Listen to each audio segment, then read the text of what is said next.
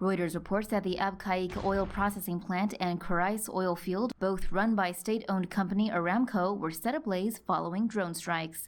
The attack, which occurred early Saturday morning, cut more than half of the country's oil output, or roughly 5% of the global oil supply.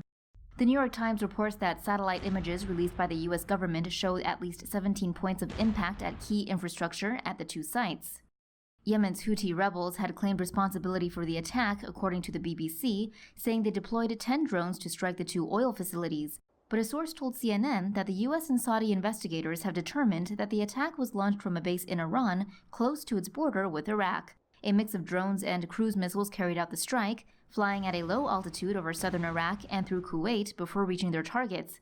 According to CNN's source, the route would have allowed the missiles to avoid passing over U.S. and Saudi radar and air defense systems, which are strongest in the Persian Gulf.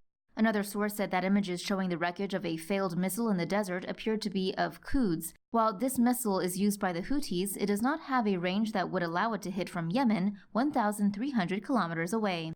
The Quds 1, however, is based on an Iranian design, similar to the Iranian cruise missiles Sumar and Hoveze, which are capable of traversing such a long range.